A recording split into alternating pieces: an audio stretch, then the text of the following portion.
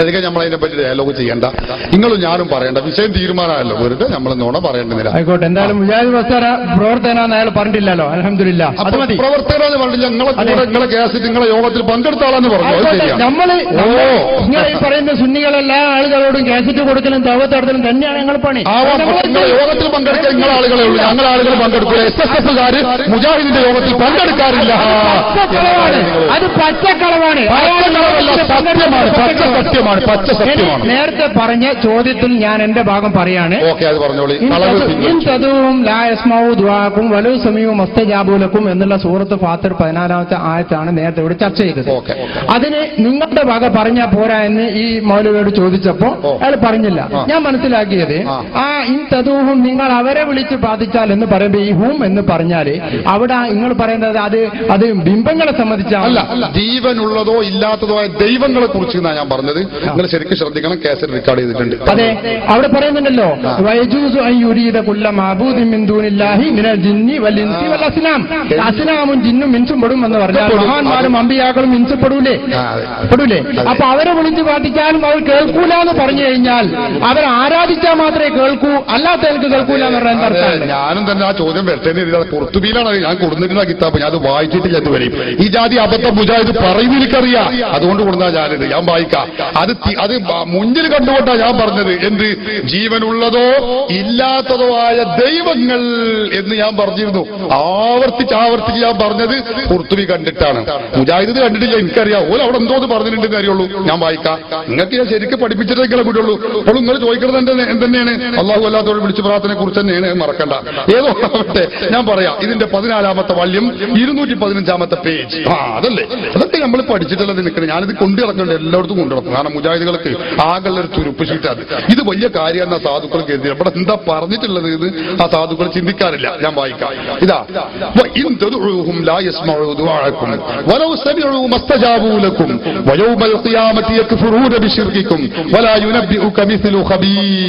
ഈ ആയത്ത് വിശദീകരിച്ചുകൊണ്ട് ഇമാം ഖുർത്തുബി പറയുന്നു,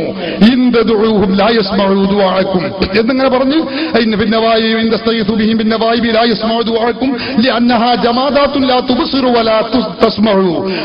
അവകൾ നിങ്ങൾ വിളിച്ചു തേടുന്ന ആ ദൈവങ്ങളുണ്ടല്ലോ, അത് ജീവനില്ലാത്തതാണ്, അത് കാഴ്ചയില്ല, കേൾക്കുകയുമില്ല. എന്നിട്ട് അതിങ്ങനെ പറഞ്ഞിട്ട് പിന്നെ നിങ്ങൾ വായിച്ച ഭാഗത്ത് സുമ്മയജൂസു, ശരിക്കും ശ്രദ്ധിച്ചോളി. സുമ്മയജൂസു, പിന്നെ അനുവദനീയമാണ്. ഇതിന്റെ ഈ ലമീർ അവർ എന്ന് പറഞ്ഞ ലമീർ മടങ്ങൽ അനുവദനീയമാണ്. ആരിലേക്ക്? ഇലൽ മഅബൂദീന. കണ്ടോ? ഇലൽ മഅബൂദീന, ദൈവങ്ങളിലേക്ക് മടങ്ങാം. അത് മുജാഹിദ് വായിച്ചിട്ടില്ല, ഇവിടെ മൂപ്പർ ഇപ്പോഴും വായിച്ചിട്ടില്ല. മൂപ്പർ അതിന് ശേഷമുള്ളതാ വായിച്ചത്. ഞങ്ങളിത് ഒന്നാകെ പഠിച്ചിട്ടില്ലേ സഹോദര നടക്കുന്നത്. ഇലൽ മഅബൂദീന, ദൈവങ്ങളിലേക്ക് മടങ്ങാം. മിമ്മാ യഅഖിലു, ഏതുപോലെ?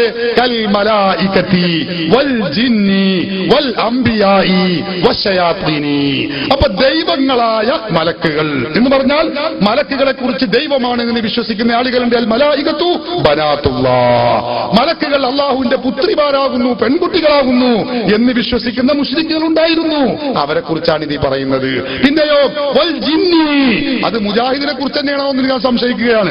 കാരണം ജിന്നുകളോട് വിളിച്ചു തേടിയാൽ കേൾക്കൂല. മുജാഹിദ് എന്ന് പറഞ്ഞ എന്താ?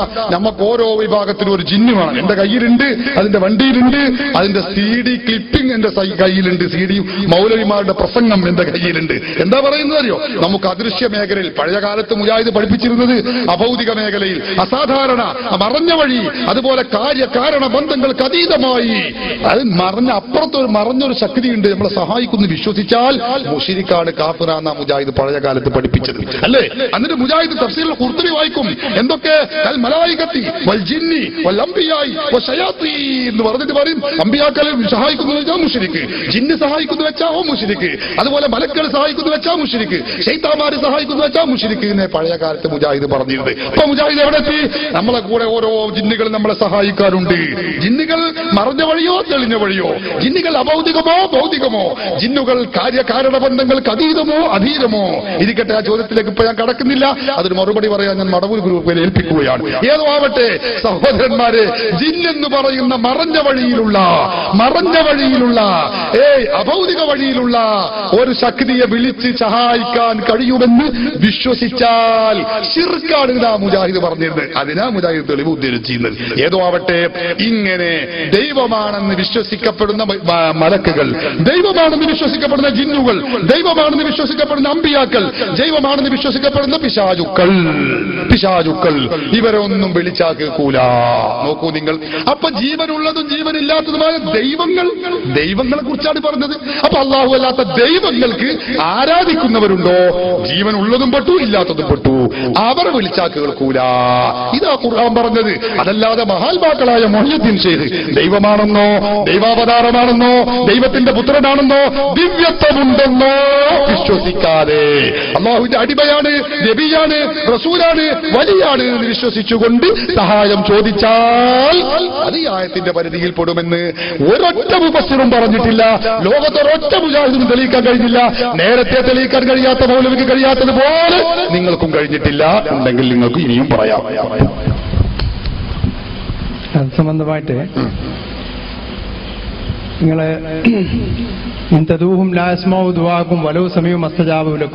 നിങ്ങൾ അവരെ വിളിച്ചാൽ അവരെ വിളി അവർ കേൾക്കുകയില്ല എന്ന് പറഞ്ഞിട്ടുള്ളത് മരിച്ചുപോയ അമ്പിയാക്കൾ, ഔലിയാക്കൾ, മലക്കുകൾ, സാലിഹ്യങ്ങൾ ഇവരാണ് ഞാൻ പറഞ്ഞല്ലോ.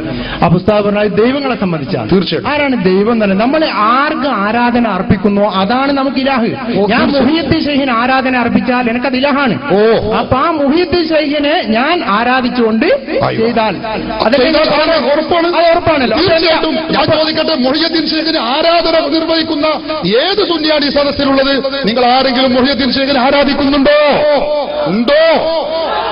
റസൂലുള്ളാഹിക്ക് ആരാധിക്കുന്നുണ്ടോ? ബദരീങ്ങൾക്ക് ആരാധിക്കുന്നവരുണ്ടോ? പറയൂ നിങ്ങൾ. ഇനി നിങ്ങൾക്ക് എന്താ പറയാ പറയൂ.